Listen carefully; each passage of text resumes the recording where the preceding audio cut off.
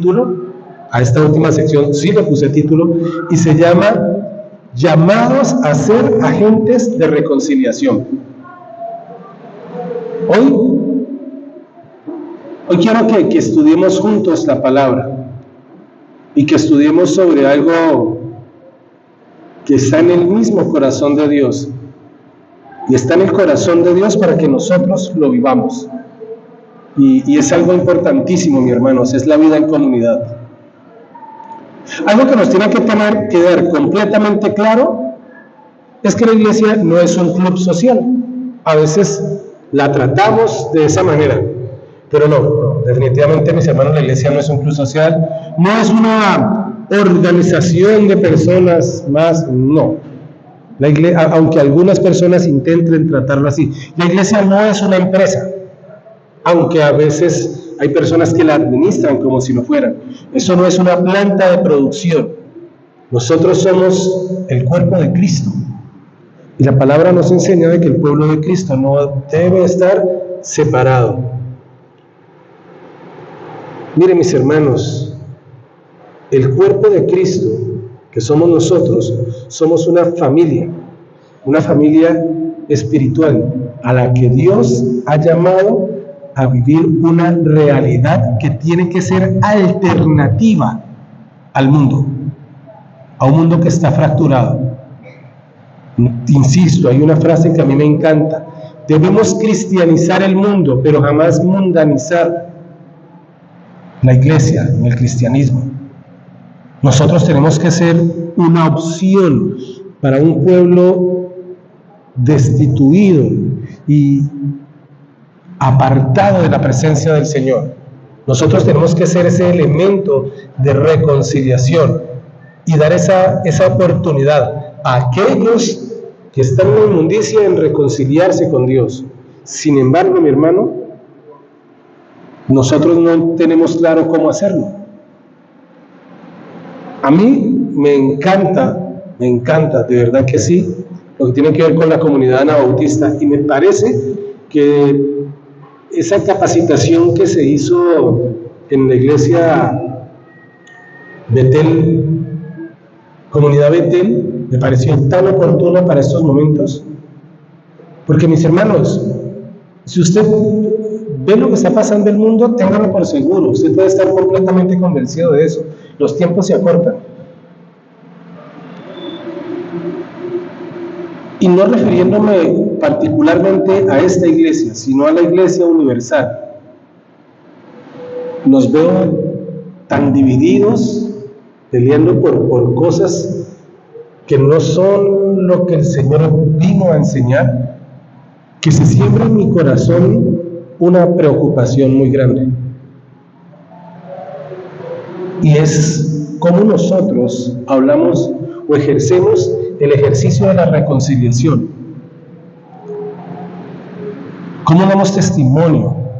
¿Cómo podemos nosotros, los anabautistas, que tanto hacemos énfasis en la vida en comunidad, en la comunidad que vive y que discipula la palabra de Dios, que nosotros podamos vivir en una sana convivencia que refleje que Cristo está en nuestros corazones? Hermanos, tratamos de buscar formas, maneras, estrategias, pero la respuesta no está en un manual de reglas, mi hermano. ¿Saben dónde está la respuesta?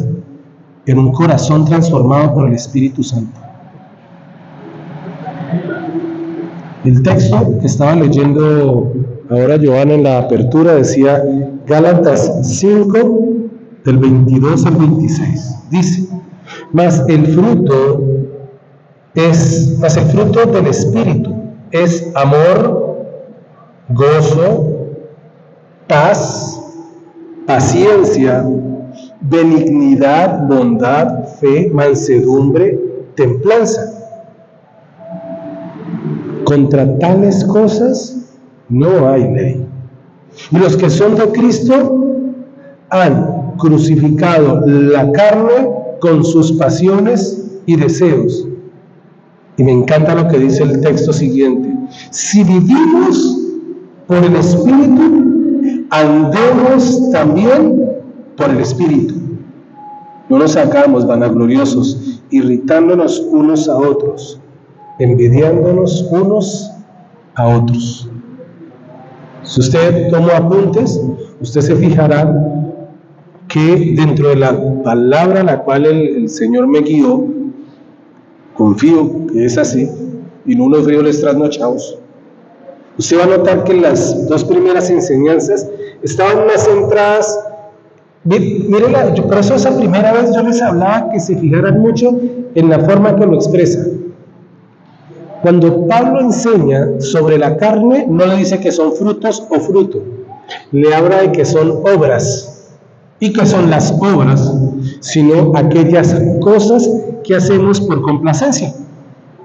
Por eso el Señor nos salva por gracia y no por obras. Porque por obras implicaría hacer algo porque quiero, porque me complazco en que me vean bien o opinen bien de mí. Mientras que la gracia implica una transformación que nace desde el interior. A mí me encanta la forma en la que lo explica David, porque David pide una transformación, y si ustedes se apegan a lo literal de como está escrito en hebreo, la Reina Valera lo traduce desde mi interior. Lo particular es que David habla desde sus vísceras. Él está pidiendo una transformación de cada centímetro de su cuerpo interno y externo. Y por ejemplo, si nosotros miramos a David, en David hay tanto temor de Dios que pudiendo él, teniendo la oportunidad de cobrar venganza en contra de aquel que lo está persiguiendo injustamente, porque no hay una sola razón que sustente el por qué Saúl tenía que perseguir a David, y aún David teniendo la oportunidad de en una cueva cortarle el cuello, y que la gente, los guardaespaldas, por decirlo, los soldados, el ejército de Saúl, se demorara en darse cuenta y ellos poder irse, aún David en esa circunstancia no lo quiso hacer, y lo que hizo fue dañar la ropa de Saúl, y aún no le hizo daño al cuerpo, pero aún después de haber dañado parte de la ropa de Saúl pidió perdón. Pues ustedes entienden la calidad de la transformación de la vida de aquel que ha sido tocado por el Espíritu Santo. Ahora, mis hermanos, no vaya a pensar que yo vengo aquí a señalar, a juzgar, o como lo decía el otro día en una reunión que tuve con Alexander, que esto es una fiesta reggaetonera y vinimos a tirarnos. No, esto no es una tiradera. Créanme, mi hermano, que cuando usted escuche esto, haga de cuenta que lo escribí mirándome frente al espejo. Lo que yo quiero aclarar antes de entrar en materia y para finalizar esta introducción es lo siguiente. La palabra del Señor dice: y conocerás la verdad, y la verdad ¿qué? Te hará libre. A veces uno se va despojando poco a poco.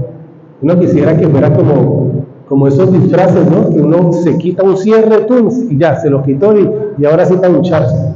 No, a veces toca hacerlo por partes. A veces tenemos muchas cosas y toca quitarse primero un saco, la camisa, la camisilla, el pantalón.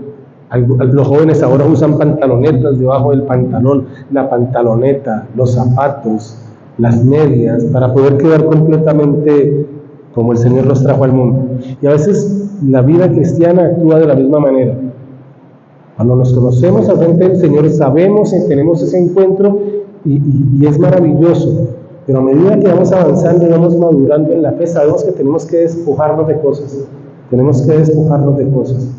Pablo también lo dice, cuando de una manera alegórica dice: no creyendo ya haberlo alcanzado todo, pero sigo este camino, demostrando eso. Así que si en medio de lo que estamos leyendo o estudiando, con estas enseñanzas que el Señor me ha entregado, usted tal vez siente que hay una parte de ese fruto del Espíritu Santo en el cual todavía tiene que trabajar, mi hermano, no desmayes, siga haciéndolo. Vas por buen camino. Mientras tú tomes la decisión de esforzarte en el Señor, de orar, de clamar, de pedir la unción del Espíritu Santo en tu vida, aunque te demores y lo logres, estás en el camino correcto. Yo mismo estoy allí. Mire, mi hermano, este pasaje me encanta porque cuando habla de las obras lo menciona en plural, pero cuando habla del fruto lo habla en primera persona, en singular, el fruto del Espíritu Santo. ¿Qué querrá decir eso? Miren, este pasaje del fruto del Espíritu Santo y de cómo debe manifestarse en la vida de los creyentes es fundamental para que nosotros entendamos lo que es la vida en comunidad. Varones, con toda sinceridad, vamos a hablar en serio. ¿Quiénes nunca de los que están aquí, levanten la mano a aquel varón, esposo, que nunca ha estado en desacuerdo con su esposa?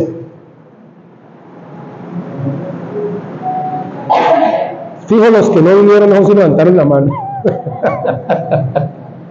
Mi hermano, mi hermana, usted, levante la mano la hermana presente en este lugar que nunca ha estado en desacuerdo con su esposo.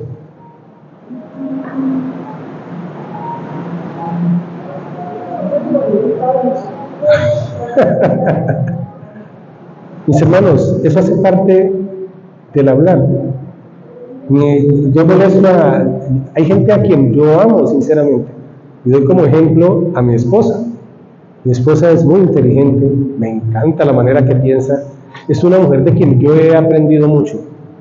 A mí siempre me gustó leer, pero yo tengo que reconocer que esta mujer estudia tanto que me anima a estudiar más todavía. Yo quiero estudiar más, porque ella habla de muchas cosas, ella es muy, intelectualmente es una mujer muy rica, y me encanta hablar con ella.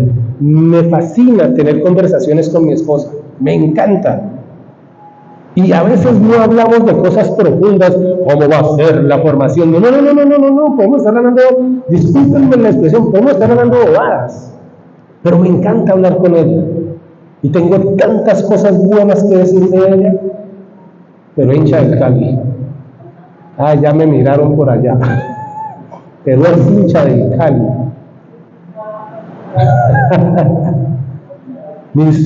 Tengo dos amigos a quienes quiero muchísimo y ojalá vean esto, y en serio, uno de ellos se llama Leonardo David Zambrano Montoya, y de niños, y éramos más que hermanos, eso éramos uña y mugre. Yo siempre dije que él era la mugre, y vivimos miles de aventuras, nos metimos en muchos problemas, y quiero entrañablemente a este tipo. Su único defecto, hincha del Nacional. Ve que no todo el mundo piensa igual a uno. Pablo en una de sus cartas pide sean unánimes y hasta aclara en dónde tiene que estar en la unidad, y es en nuestro parecer frente a Cristo. Mira, mi hermano, este pasaje no solo resalta las características del fruto del Espíritu, sino que también nos está recordando la importancia de vivir en unidad. Pero para vivir en unidad tenemos que vivir en humildad, evitando la vanagloria, dice el texto, la envidia. Y eso, mi hermano, es esencial para una convivencia armoniosa en cualquier espacio de la vida. Qué cosa tan harta uno trabajar con gente que todo el tiempo quiere hacerte ver a ti menos para sentirse él o ella más grande. Eso es cansón, eso no es amañador. Qué cosa tan horrible tener que convivir con una persona que todo el tiempo quiere que sus decisiones estén por encima de la tuya y ni siquiera establecer un diálogo. Ahora, imagínate eso mismo pero dentro de la iglesia. Primero, la comunidad, la convivencia en comunidad. Hechos 2, del 42 al 47. Vamos a buscar Hechos 2, que ya lo tengo, del verso 42 al 47. Dice así: y perseveraban en la doctrina de los apóstoles, en la comunión unos con otros, en el partimiento del pan y las oraciones. Y sobrevino temor a toda persona. Escuchen lo que está diciendo el texto. Y sobrevino temor. ¿A quién, mi hermano? Hermano, sobrevino temor. ¿A quién? Verso 43, estoy leyendo. Y sobrevino temor a toda persona. Y muchas maravillas y señales eran hechas por los apóstoles. Todos los que habían creído estaban juntos y tenían en comunión todas las cosas. Y vendían sus pertenencias y sus bienes y los repartían a todos según la necesidad de cada uno. Me encanta lo que sigue. Perseverando como unánimes cada día en el templo, partiendo el pan en las casas, comían juntos con alegría y sencillez de corazón, alabando a Dios y teniendo favor con todo el pueblo. Y el Señor añadía cada día a la iglesia a los que habían de ser salvos. Yo me puse a estudiar, mi hermano, el texto, y en particular este que acabo de leer, del 46 al 47, perdón, del 43, primero el 43, y me llamó muchísimo la atención porque dice que sobrevino temor a toda persona. Y yo decía, qué interesante. Porque si usted se fija, allí no está diciendo que sobrevino temor a la congregación. Y eso me generó inquietud. Y me puse a buscar, mi hermano, estuve juicioso buscando. Y el texto, cuando Lucas escribe esto, se está refiriendo a no solamente a la iglesia, a la congregación, a aquellos que están siendo salvos. Se está refiriendo, y aunque usted no me lo crea, se está refiriendo a la población, a los que estaban cerca de la congregación y estaban viendo todas las maravillas que ocurrían. O sea, estaban ocurriendo maravillas, sí. El texto aclara que hay milagro, pero todo esto está ocurriendo a la luz de creyentes, pero los que están sintiendo temor de lo que están viendo son los no creyentes. ¿Qué cree usted que se puede presentar eso? ¿Qué puede estar pasando con esa gente? Digámoslo así, refiriéndome a los cristianos, pues, a los discípulos. ¿Qué puede estar pasando con ese grupo de pescadores, de gente inculta? Porque déjeme decirle que de los trabajos, a mí me llamó la atención también eso. En medio del estudio me encontré con un texto que no estaba buscando, pero me llamó la atención. Resulta de que el ser pescador se le consideraba una tarea poco, útil, necesaria, pero no detonaba importancia. Les consideraban un trabajo de bajo extracto. Además tenían contacto todo el tiempo con peces muertos. Entonces, en ese sentido, jamás iban a poder llegar a servir. Entonces, dentro de la pirámide laboral estaban dentro de los más bajos. Me llamó también la atención. Y estas personas son las mismas que dicen que de lo vil y menospreciado escogió el Señor para avergonzar ¿a quiénes? A los sabios y a los entendidos. Y aparte de eso, mi hermano, el texto lo está diciendo muy clarito. Y sobrevino temor a toda persona. Y no se está refiriendo a gente de la iglesia, se está refiriendo a personas no creyentes que estaban presenciando lo que la iglesia estaba haciendo. ¿Cierto que eso es bonito? ¿Cierto que eso es maravilloso? Y miren lo que dice. Habla de que las personas veían, presenciaban eso, y dice que en el versículo 44 que todos los que habían creído estaban como juntos y tenían en comunión todas las cosas. Dice que vendían sus propiedades y sus bienes y los repartían a todos según la necesidad de cada uno. Con esto que acabo de leer, ¿entiende usted qué tipo de temor estaba teniendo la gente? ¿Entiende usted qué estaban viendo las personas? ¿Entiende usted el movimiento social que está ocurriendo? ¿Entiende usted el impacto de aquellos que están viendo el obrar de la iglesia en ese instante?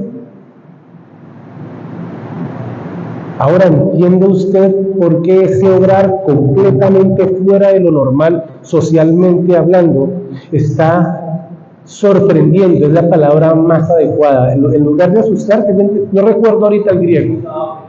No recuerdo ahorita el griego puntual, pero más que miedo es una expresión de sorpresa. Les quedo debiendo la etimología. Sí, del asombro de ver cómo, aparte de estos milagros de sanidad, lo que estaba llenando de asombro a la gente era la vida en comunidad de la iglesia, mi hermano.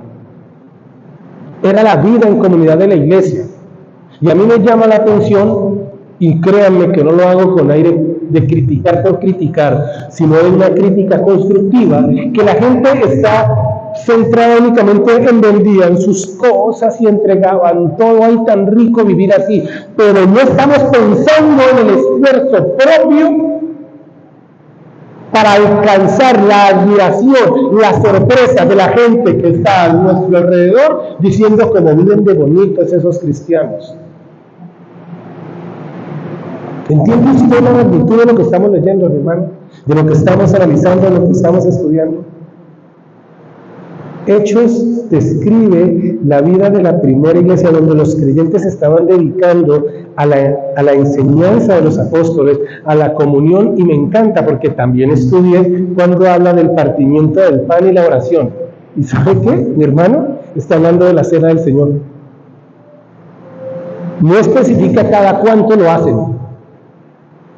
Pero aparentemente, no solo lo saqué de la Biblia, sino de libros de antropólogos cristianos o judíos que han encontrado material. Aparentemente, aunque no hay una fecha, al parecer la iglesia, cada que se reunía, aprovechaba para recordar el ejercicio de la Santa Cena. Nosotros por orden, por gastos, porque la idea de la iglesia primitiva no era tan paulina como la tenemos ahora. Con todo respeto, la idea de una congregación, un espacio de esta manera, es más paulino que de Jesús. Porque la reunión de Jesús era a donde se encontraran, al lugar en el que llegaran, era la oportunidad para hacer culto, punto. Ahora, esa idea paulina se da a raíz de la persecución de la iglesia, que los hermanos tienen que encerrarse, tienen que buscar cuevas, tienen que lugares físicos, casas de los hermanos de esta manera para reunirse. Y cuando Constantino lee las cartas de Pablo, entonces instaura eso dentro de la iglesia católica universal que él pretendía, pero la transformación de la iglesia católica universal se sembró, y que aunque nosotros no queramos, mis hermanos, nosotros todavía tenemos raíces y tenemos que seguir luchando en ese sentido. Pero si no estuviera este espacio, si no estuviera este lugar, y tuviésemos que hacer el culto en una zona verde bajo de un palo de mangos bien chévere, bien bacano, bien bonito, lo estaríamos haciendo. Y seríamos iglesia, aunque no estuviésemos hablando de un espacio como este, que más que iglesia, el término adecuado sería capilla. Este edificio, que es una bendición tenerlo, gloria a Dios, tampoco lo estoy despreciando, es una capilla. Pero lo que nos hace iglesia no es esto. Lo que nos hace iglesia es la transformación que el Espíritu Santo hace en tu vida y en mi vida. Miren, mis hermanos, la comunidad cristiana primitiva que se menciona en Hechos 2 del 42, ellos están siendo marginados. A ellos por sumarse al nuevo culto de este rebeldecito que crucificaron, porque era el término que utilizaban. A este grupo no le consideraban judíos. De hecho, esta porción de la palabra tiene que ver mucho con la descripción que hace Pedro cuando se dirige a la iglesia. ellos no los consideraban ya judíos, los consideraban traidores. Por eso Pedro habla, ustedes que no son nación, que no son nación, que no son pueblo, ahora Dios los llama para ser nación santa y pueblo escogido. Se está refiriendo a los cristianos. Se está refiriendo puntualmente a los cristianos. Y lo que ocasionó eso fue precisamente esto. Cuando Pablo le dice a la gente, gracias por recoger ayudas para llevar a la iglesia de Jerusalén, es consecuencia de esto. Ellos se organizaron, presta atención, lo que está ocurriendo aquí, y unos libros más adelante, unas décadas más adelante, Pablo tiene que recoger dinero para mandarle de las otras iglesias para mandar a Jerusalén, porque estaban en un momento difícil. Después de esta manifestación del Espíritu Santo, donde el Espíritu Santo movió el corazón de la iglesia para vivir unánimes, para compartir no solamente sus riquezas, sino también sus necesidades, porque el texto me está diciendo que repartían conforme a la necesidad que cada quien tenía. Si una persona necesitaba más, entonces más se le daba. Pero si una persona necesitaba menos, entonces menos se le daba. Pero si una persona estaba en capacidad de dar, por lo que dice el texto, no siendo obligada, sino que libremente ofrecía de lo que tenía. ¿Qué tenemos nosotros para ofrecerle al Señor? Por eso, a mí no me gusta esa canción de con manos vacías vengo a ti. No, esa canción no es bíblica. Suena linda, porque linda sí suena, pero no es bíblica. Usted no puede llegar con manos vacías delante del Señor. Jesús no llegó con manos vacías delante del Señor, llegó con su propia sangre, en sacrificio vivo delante de Dios. Mire, mi hermano, cuando empezó esto, los líderes en Jerusalén, los reyes empezaron a hacer de todo para combatir a esa gente, porque ¿cómo nos va a dañar el negocio de esa manera? Y empezaron a aniquilarlos, empezaron a cerrarlos, empezaron a pedirles que comerciaran, que vendieran, que intercambiaran, y los esparcieron. Y uno dirá, qué tragedia, ¿cómo le hacen eso al pueblo? Dios se vale de la incomodidad de sus escogidos para continuar haciendo su obra. O sea que cuando el Señor lo esté callando, diga, gracias Señor. Estos días hablaba yo con alguien que está pasando por una situación difícil y me decía, yo sé que Dios escoge a sus mejores guerreros. Uy, pero no será que tiene otro y me puede soltar un ratico.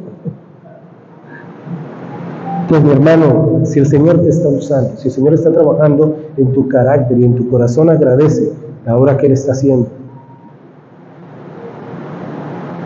Miren mis hermanos, la unidad y el apoyo mutuo son esenciales para el crecimiento de la fe, para el crecimiento en lo personal y para el crecimiento de la iglesia.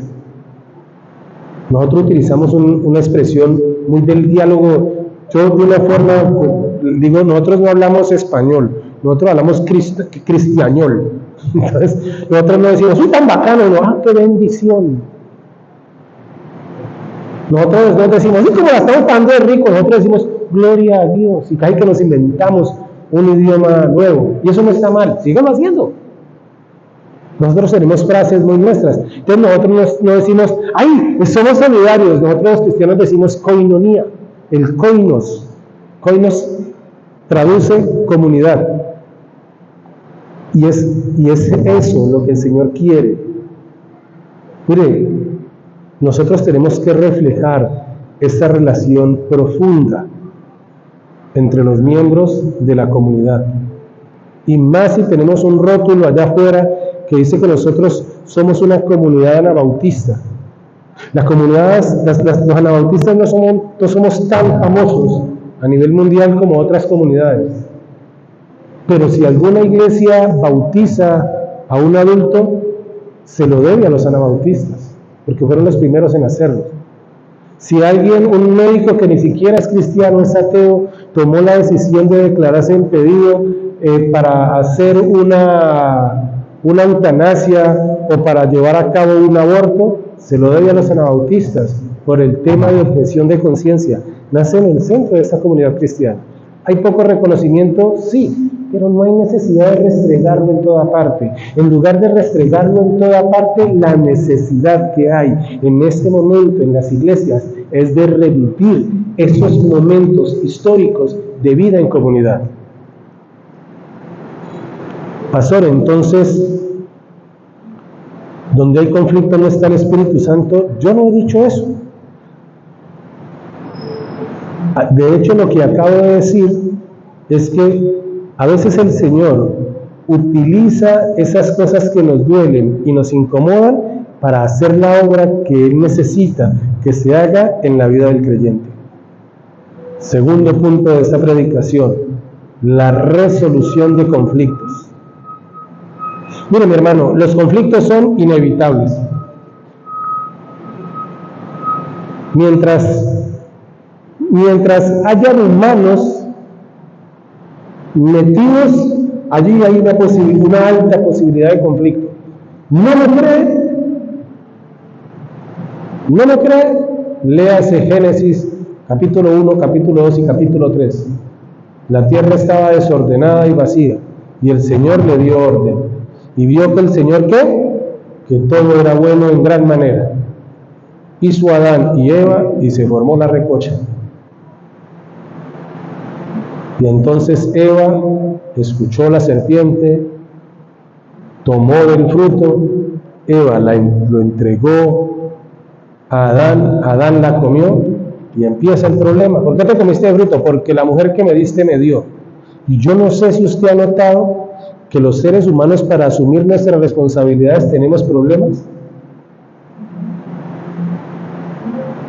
Entonces, los que manejamos carros, te cerraron, vos pitas y alguien se rebota, ¡la calle es tuya! ¿Qué? ¿La calle es tuya? ¿Qué? Y no, me cerraste. Quise evitar el accidente. Y generalmente en cualquier tipo de conflictos, mi hermano, niño, adulto, anciano, adolescente, como sea, vas a encontrar a alguien que quiere justificar su actuar y evitar el reconocimiento de un error o el origen de un conflicto. Pero el conflicto es inherente al ser humano a partir del momento que escuchamos lo que no se debía escuchar. A la serpiente, al animal que era más astuta que todos los animales de la tierra. La Biblia ofrece principios claros, mi hermano, principios claros para nosotros resolver un conflicto. Mateo capítulo 18.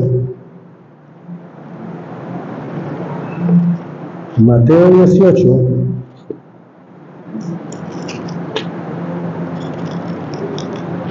De los versos 15 al 17.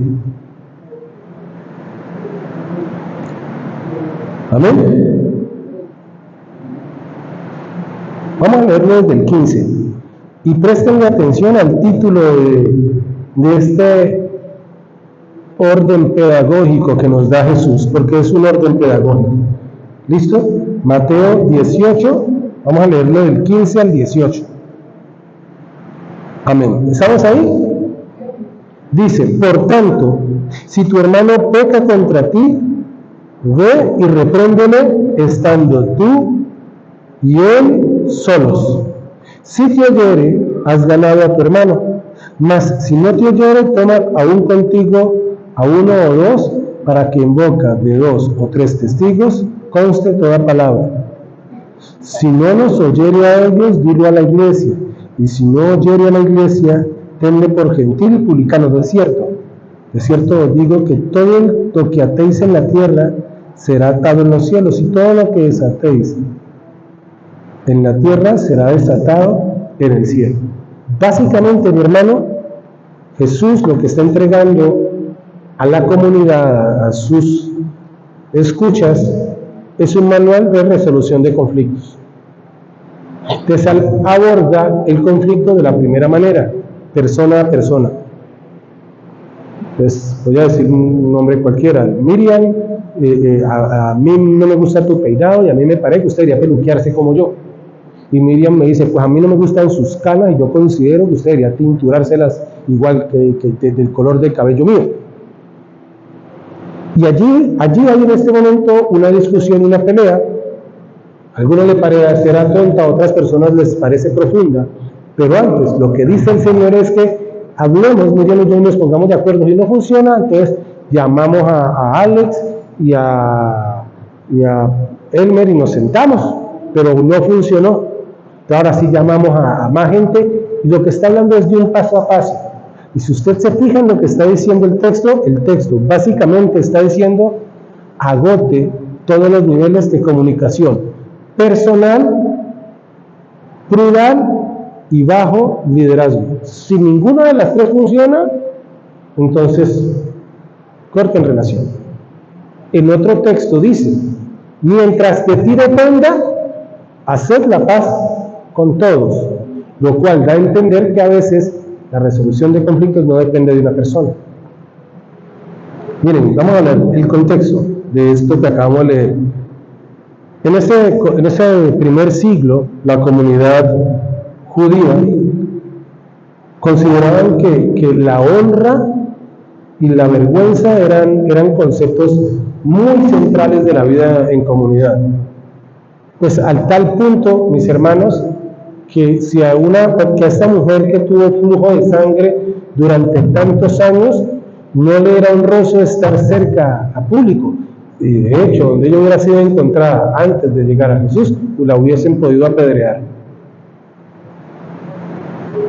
Así de tenaz era. Era tan difícil que, recuerden que en el Antiguo Testamento afirma de que las personas que tengan ciertos problemas físicos no podían servir, no podían adorar, y se colocaban muchas trabas para que esas personas llegasen a un nivel de servicio importante dentro de la fe judía.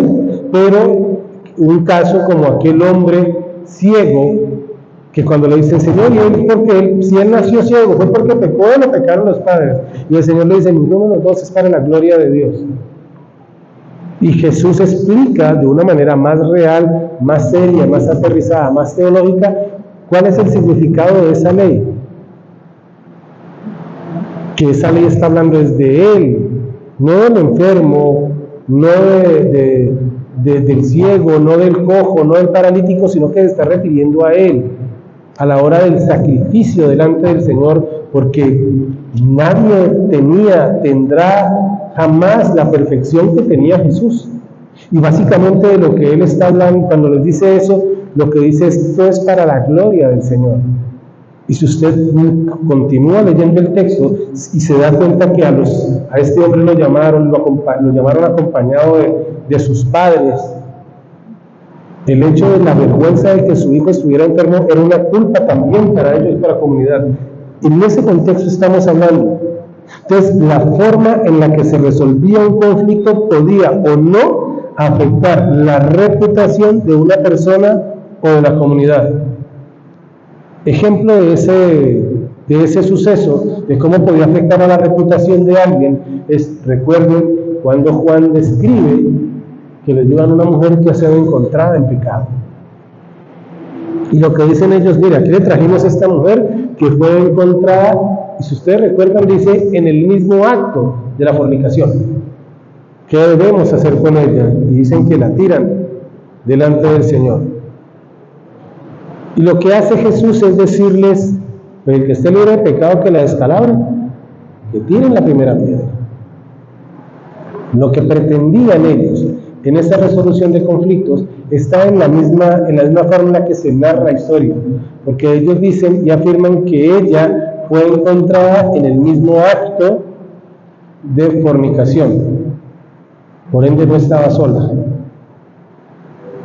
pero solamente la tiraron a ella. La trampa ahí hubiera sido que si Jesús dice: es verdad, apedréenla, jaja, pero no estés preguntando por el otro pecador, y lo hubieran acusado de mil maneras. Jesús implementa una nueva forma de ley. La ley, que era una ley universal, no era una ley puntualmente judía, decía ojo por ojo, y la ley del talión, ¿recuerdan? Ojo por ojo y diente por diente. Y Jesús dice: no, eso no es. Lo que ordena el Señor es arrepentimiento y no repetición. Esa es la enseñanza del Señor. Por eso la necesidad del diálogo, por eso la necesidad de ponernos de acuerdo, por eso la necesidad de seguir un paso a paso, por eso la necesidad de buscar testigos o personas de autoridad para la resolución de ese problema. Mire, mi hermano, tercer punto, el fruto del Espíritu. Ese texto, Gálatas 5, del 22 al 23, describe el fruto del Espíritu Santo y dice que, ustedes se lo saben, supongo, es amor, gozo, paz, paciencia. ¿Cuál otro? Amor, gozo, paz, paciencia, bondad, fe, mansedumbre. Mis hermanos, estos atributos son fundamentales, son esenciales para la convivencia y para la resolución de conflictos desde una mirada bíblica anabautista. Miren, mis hermanos, Pablo está preocupado por cómo viven Gálatas. Les repito, cuando nosotros leemos los primeros versículos de Gálatas, el Señor les dice Gálatas insensatos, y hasta dice la razón por la cual los considera insensatos. Pero ¿qué ha pasado para que se aparten de la verdad de esta manera? ¿Qué da a entender esa primera expresión de Pablo? Que Pablo está reconociendo que en esa iglesia particular, cuando él pasó por ahí, cuando él convivió con ellos, estaba mostrando características de una iglesia obediente y fundada por el Señor. Eso está bien, ¿cierto? ¿Alguno de ustedes tiene algo que decir respecto a eso? No, espero que no. Da a entender que las cosas están bien. Pero luego él tiene que corregir el camino, como cuando uno de papá le dice al hijo, no señor, ahí no toque, todo no es suyo. Cuando mi papá me decía, eso es ajeno, y yo, bueno, señor, no toco. O cuando yo tengo que decirle a Ana, de eso quieto. La otra vez se fue para un almacén, y a mi hija le encantan esos cosas de brillo y eso, y cogió algo, y la mamá